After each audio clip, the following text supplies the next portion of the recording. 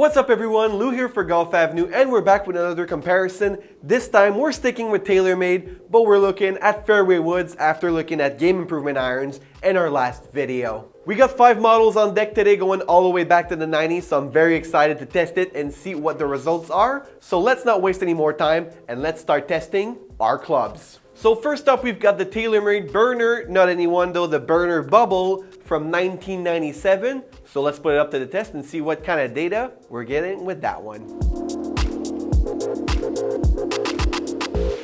Alright, so I just finished testing the Burner Bubble. Honestly, it was a lot more comfortable in my hands than I expected it to be. The small club head, the older shaft, the older grip really had me worried, but it was all for none. Honestly, it was pretty good for a club that's almost 30 years old at this point. What I will say is that when it comes to contact, that's where you'll have the most problem with the Burner Bubble. It's still good, don't get me wrong, decent distances, but it's where the forgiveness has evolved a lot. Anything closer to the toe or anything closer to the heel would end up in a hook or a push fade. I would say that hitting the center of the club face is somewhat pretty easy and will give you decent ball flights, but don't expect it to be bomber or anything like that. It's a really older club. It's more made for the feel of the ball, and you do really feel the ball well at impact, but consequences are much more higher on off-center strikes than they would be with the more recent models that we'll try right away. Let's move up in time and move up to the TaylorMade Superfast Burner.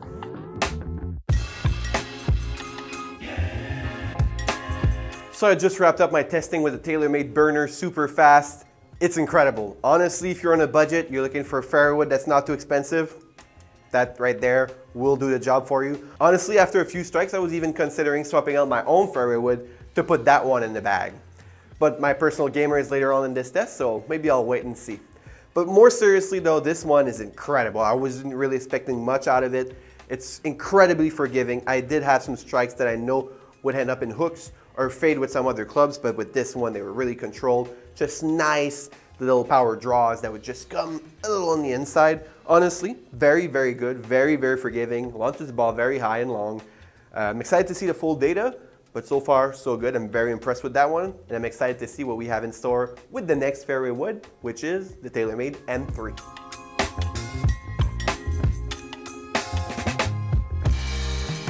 So I just got done testing the M3 fairway wood. It does have a much smaller club head than the Superfast, so I was expecting a much more compact feel at impact, and that's what I got, honestly. It's very tough on impact, not in a bad way, more in a way that you're gonna feel the ball very well off the club face at impact. What I will praise it for though was the dispersion. The dispersion I felt like it was very tight. I knew that my ball would have a slight, maybe a little fade just to the right, but that's my natural trajectory, so I didn't have a problem with that. And when I was lining up more on the inside, the ball would start on the left end and flare right down the middle. So overall, very nice feeling club, as you would expect from a club that's more designed for control with the adjustment weight here closer to the club face. I will say though, the only downside is that if you're not able to generate the speed that you need, or if you don't feel very confident hitting the ball with power, that might not be the option for you. Something like the Superfast will just be easier to hit without having to generate so much energy into the golf ball. But in terms of dispersion and accuracy, the M3 was so impressive. I'm really excited to see what the full data is going to look like.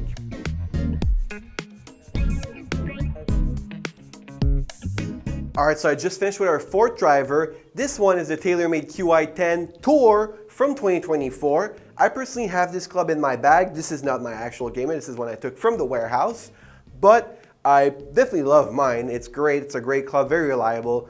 For this one, right off the shelf, some issues here and there, probably due to the shaft that was maybe just a touch too light for me. But otherwise, when you're able to make good contact with this club face, the QI10 Tour, the ball goes straight. It's very piercing, which I really appreciate about it. You have this adjustable weight at the back of the club head.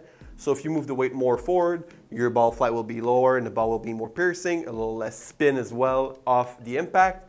The other thing is if you move the weight more back in the club head, more forgiveness, higher launch at impact, and more spin on your strikes. So keep that in mind with the QI10 Tour. It allows you to have a little more customization, and you can still adjust the shaft around the hosel, so that's always a big plus. But otherwise, I still like my QI10 personally. This one off the rack, maybe not for me personally exactly. But we have one more club to try out, and it's the latest release from TaylorMade, the QI35.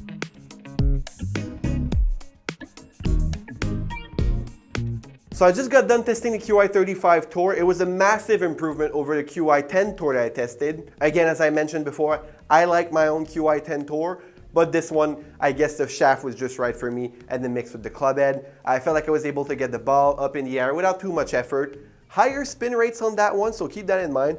I could have probably moved the weight a little more forward. The back weight is still here inside the QI35, just like it was with the QI10. I will say that in terms of dispersion, it was a little bit wider than what I would have wanted, but whenever I was still off the club face or off the center of the club face, even if I wasn't near the toe or the heel, the ball was still going high up in the air. It was still traveling a good bit of distance, which was the main issue with the other clubs. As soon as the ball was off the center of the club face, it was a massive distance penalty. Somehow, TaylorMade has found a way to make it so that the QI35, the ball doesn't lose too much distance, even if it's not right in the center of the club face. But strikes that were right in the center of the club face felt great. They were straight, really had nothing to complain about. And I felt like it was really easy to get the club face of that club on the golf ball without having too much issues. I felt like I was having a lot of issues with the QI10. Again, not my gamer, not my shaft, but this one, very easy to hit, felt great. So of course, we only have one more step to go, and that is take a look at the data and see which club came out on top. Now that I've given you my feedback on all the clubs we've tested, it's now time for your favorite part of all of our videos.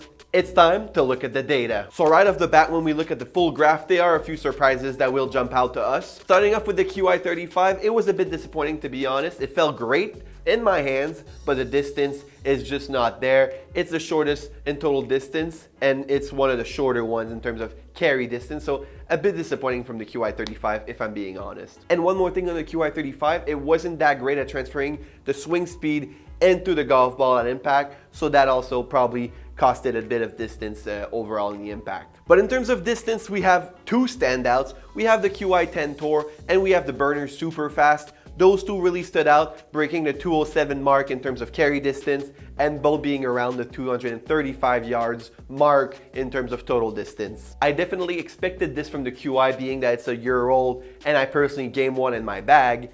But in terms of the Superfast, I was really impressed because it's a 15-year-old club that still manages to hang with the more recent ones. And on top of that, it felt great at impact. So really impressive stuff from the Superfast to this day. And last but not least, we have to give an honorable mention to our friend, the Burner Bubble. It's the oldest club in our test, but it still managed to stand out in its own way. It definitely wasn't the longest club, but I was still impressed with its total distance, considering the carry distance was by far the shortest of all the clubs in our test.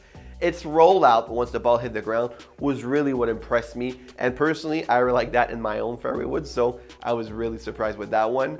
But I think it's really easy to attribute this rollout to the low spin rates of the Burner Bubble. It was by far the lowest spinning club in our test, so the ball was really likely to roll down once it hit the ground after the carry distance. With distances now covered, let's take a closer look at something that you guys at home have been requesting, and we have to agree it was missing from our reviews. Let's take a look at dispersion zones. Right off the bat, we have the QI35. Yes, it wasn't the longest club in our test, but its accuracy is nothing to sneeze at. It was really decent, honestly, very accurate, except for those two outliers, the one on the far right and the one on the far left. Most of the other ones are all packed together, which is pretty impressive for a fairway wood. So very respectable accuracy for the QI35.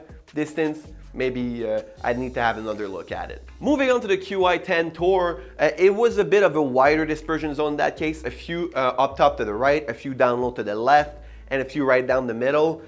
This is a bit worrisome because this club overall was very impressive in terms of distance, but if the accuracy is just not there from strike to strike, it could be difficult to really land or trust that club. I would argue that the strikes down on the left were probably just due to bad impact on my end, but aside from that, good club overall, just maybe think about accuracy when it comes to that one. Next up, we have the M3. Oddly enough, it was the best feeling clubs of all the ones I tested, but its dispersion zone was much larger than what I had envisioned in my mind while I was hitting it. Honestly, the fade was there, was very consistent, so I appreciate that, a consistent ball trajectory.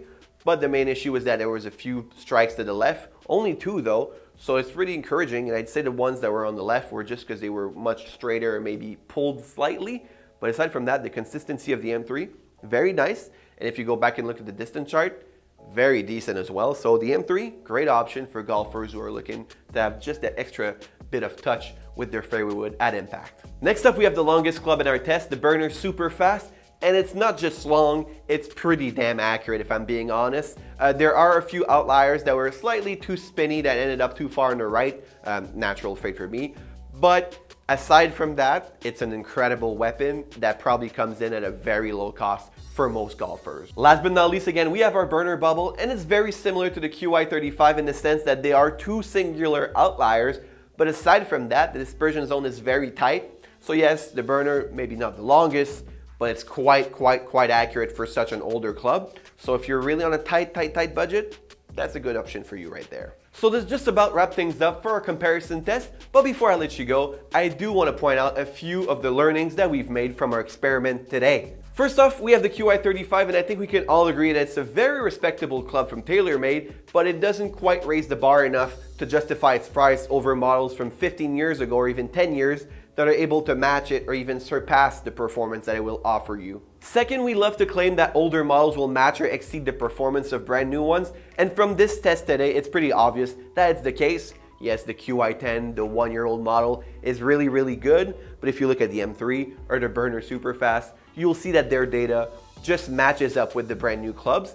And if you look at their prices online, it'll be much more affordable than the QI10 or the QI35, which were released over the last 2 years. And last but not least, it's pretty evident that TaylorMade has great fairway wood options for whatever your budget is. If you have a larger budget and you really want the highest end of technology, well, go to your local big box store, try out the QI10, try out the QI35, and then come back and see us at Golf Avenue. We'll find you the right model for you at the right price that fits your budget. But if your budget is more middle of the road and you're looking for something that will help you upgrade your set without breaking the bank too much, then consider the M3 or the Burner Superfast from 10 or 15 years ago. Yes, those models are definitely older, but as we've proven today, they can match the performance of the brand new ones, and they won't weigh nearly as much on your wallet or your holiday budget. And last but not least, we of course have our burner bubble. If you are on the tightest budget of all time, yes, the burner bubble will fit in that budget. It will fit in your bag. No, it's not the newest club out there, but it's still very reliable